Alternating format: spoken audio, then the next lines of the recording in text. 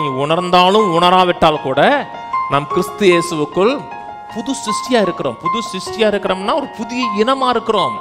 இந்த புதிய இனத்துக்கு கடந்த காலம் கிடையாது, ஒரு எதிர்காலம் மட்டும்தான் இருக்கு.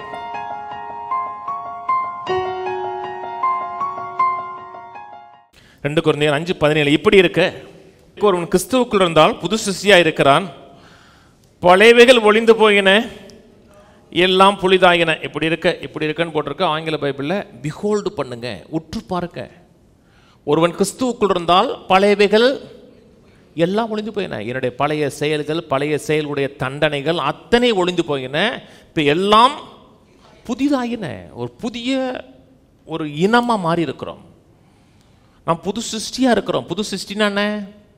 புதிய இனம். சில நேரத்தில் உணர்றீங்களா? அப்படியே பெரும்பாலும் உணர மாட்டோம். இன்னைக்கு ஆச்சு ஜெபம் பண்ணும்போது உணரலாம், ஆனால் பெரும்பாலும் நேரத்தில் நான் புதிய இனமாக உணர்றதே கிடையாது. நான் சொன்னது புரியுதாங்க? கல்யாணம் முடிஞ்சிருச்சு, சில கல்யாணம் முடிஞ்சு 3 மாதம் கழிச்சு உணரல. நீ தெரிஞ்சாலும் தெரியாட்டா கூட கல்யாணம் முடிஞ்சிருச்சு. ஏன்னா ஃபேக்ட். நான் சொன்னது புரியுதுங்களா? நீங்கள் உணர்ந்தாலும் உணராவிட்டால் கூட நாம் கிறிஸ்து இயேசுவுக்குள் புது சிருஷ்டியா இருக்கிறோம். புது சிருஷ்டியா இருக்கிறோம்னா ஒரு புதிய இனமா இருக்கிறோம். இந்த புதிய இனத்துக்கு கடந்த காலம் கிடையாது, ஒரு எதிர்காலம் மட்டும்தான் இருக்கு. ஒரு பிள்ளை பிறக்குது, பிறந்த உடனே அதுக்கு எதிர்காலத்தை தான் பார்க்குறோமே தவிர அது கடந்த காலத்தை பார்க்கறே கிடையாது. நாம் தேவனுடைய ராஜ்யத்தில் ஒரு புதிய இனமாக பிறந்திருக்கிறோம் என்றால் நமக்கு எதிர்காலம் நல்லது மட்டும்தான் இருக்கிறது என்றால் அது கிறிஸ்துவோடு இணைக்கப்பட்ட ஒரு அடையாளமாக இருக்கிறது. இப்போ 21ஆம் வசனம், நாம் அவருக்குள் தேவனுடைய நீதியாகும்படிக்கு பாவம் அறியாத அவரை நமக்காக பாவமாக்கினார். நாம் தேவன் நீதியாகும்படிக்கு, தேவனுக்கு பாவமற்றவர்களாக நிற்கும்படிக்காக, பாவமே அறியாத அவர் நமக்காக பாவமானார்னு சொல்லப்படுது. நல்லா கவனிங்க. நீங்க யார்? இது இங்க சொல்றது இல்லை, எல்லா இடத்தையும். நீங்க யார்? நான் யாருன்னு தெரியுமா? இன்னார் மகன், நான் நீதிமான், ராஜா, ஆசாரியன், கழுவப்பட்டவன். பிசாசுடைய மனதில் என்ன எண்ணத்தை வைக்கிறான்னா, நான் என்ன செய்கிறோமோ அதான் நம்மளோட அடையாளமாக பார்க்குறான். நம்ம என்ன செய்கிறோம், எதை அனுபவிக்கிறோம், இன்னைக்கு ப்ரெசண்ட்டாக என்ன அனுபவிக்கிறோம், அதோடு நம்ம அடையாளப்படுத்த பார்க்குறான். நான் சொன்னது புரியுதுங்க? ஒரு காலத்தில் பாவியாக இருந்தோம், ஏசு நமக்காக பாவமானார். சொல்கிறது புரியுதுங்க? பாவமானார்னா என்னுடைய பாவ நிலையை எடுத்தார், என்னுடைய நிலையை எடுத்தார், அவருடைய நிலை எனக்கு டிரான்ஸ்ஃபர் பண்ணியிருக்கிறார். நான் சொன்னது புரியுதுங்களா? அவருடைய ஸ்டாண்டர்ட் எனக்கு உண்டாயிருக்கிறது. என்னுடைய பழைய மனுஷன், பழைய மனுஷனுடைய நேச்சர், பழைய மனிதனுக்கு அவருடைய தண்டனை, ஆக்கினை, திருப்பம் அத்தனையும் சிலுவையில் இருக்கு. அவர் மரித்தார், உயிர் தெழுந்தார். உயிர் தெழுந்த போது ஒரு புதிய மனுஷனா வந்தார். அந்த புதிய மனுஷனோட கர்த்தர் உங்களை என்னை கனெக்ட் பண்ணியிருக்கிறார். ஒவ்வொரு நாள் கண்ணாடிக்கு முன்னாடி நின்று, நீ நீதிமான், நீ ராஜா, நீ சுகமானவன், நீ ஆசீர்வதிக்கப்பட்டவன் இப்படி சொல்லுங்கன்னா அவர் உங்களை பார்த்து என்ன சொன்னாரோ அதோடு நம்ம கனெக்ட் பண்ணுறோம்னு அர்த்தம். நீங்கள் மக்களுடைய பிரச்சனை என்னென்னா, அவங்க ப்ரொஃபஷனலையும் அவங்களையும் அடையாளப்படுத்துகிறாங்க. நீங்கள் யார்? நான் டீச்சர்மாங்க, இப்போ ரிட்டையர்ட் ஆயிடுச்சு, இப்போ நீங்கள் யாருக்குமே டீச் பண்ணலை, அப்போ நீங்கள் டீச்சர் கிடையாது, நீங்கள் ஒரு மனுஷன், அவ்வளோதான். அந்த இப்போ சில சொல்கிறாங்க நான் ஹவுஸ் ஒய்ஃபு, ஹோம் மேக்கருங்கிறாங்க இல்லையா? ஹவுஸ் ஒய்ஃப்லாம் சொல்ல கிடையாது, ஹோம் மேக்கருங்கிறாங்க. இந்த ஹோமே நாங்கள் தான் மேக் பண்ணுறோம். என் வீட்டுக்காரர் அவர் சும்மா டம்மிங்க, நாங்கள் தான் ஹோம் மேக்கர். சரி, பிள்ளை 2 கஷ்டம்தான், நல்லா கவனிங்க. பிள்ளைகளை வளர்த்து ஆளாக்குறது பெண்களுக்கு மிகப்பெரிய பொறுப்பு. கஷ்டப்படுறது ஆனா பெண்ணான்னு கேட்டோம்னா கட்டாயம் பெண் தான். பெற்று வளர்த்து பாருங்க, தெரியும் உங்களுக்கு. சரி, பிள்ளை வளர்ந்துருச்சு, வளர்ந்து கல்யாணமே அடுத்த வீட்டுக்கு போயிடுச்சு, இப்போ ரிலாக்ஸாக இருக்கீங்க. இப்போ நீங்கள் ஹோம் மேக் பண்ண முடியாது. ஹோம் எல்லாம் மேக் ஆகி அங்கங்கே செட்டில் ஆயிடுச்சு. இப்போ நீங்கள் ஹோம் மேக்கர் இல்லை. நீங்கள் யார்?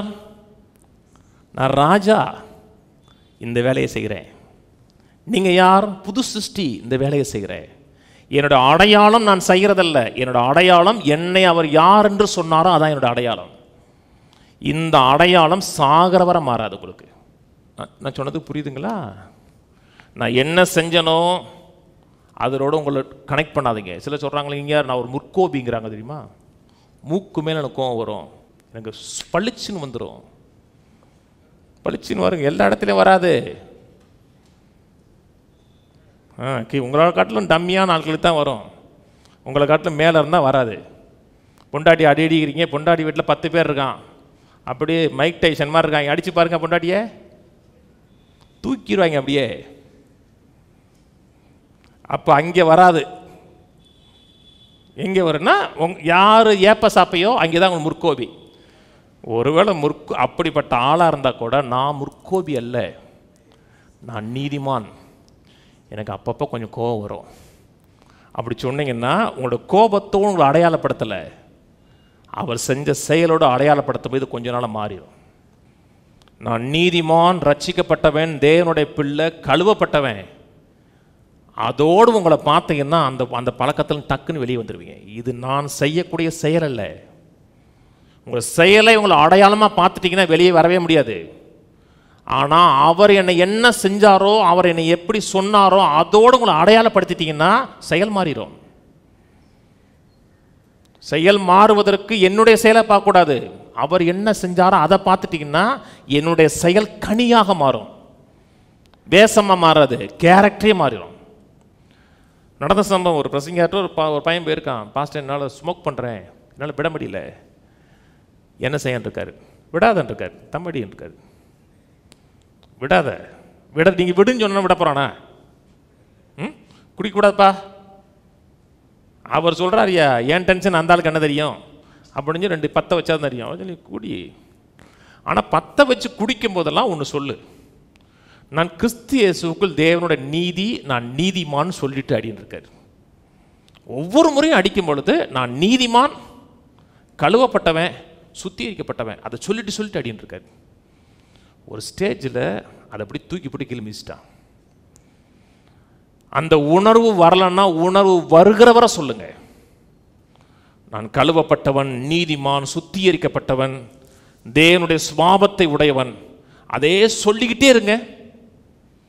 ஒரு நாளில் செயல் மாறிடும். பிசாசு உங்களுடைய செயலை அடையாளமாக பார்ப்பான். கர்த்தர் அவர் உங்களை பார்த்து என்ன சொன்னாரோ அதை அடையாளமாக பார்க்க சொல்றார். உங்களை பார்த்து நீதிமான் சொன்னாரா? நீதிமான். நீங்க ராஜாக்கள் சொன்னாரா? நீங்க ராஜாக்கள் தான். ராஜாக்கள்னா ஆளப்படுகிறவன் அல்ல, ஆளுகிறவன்.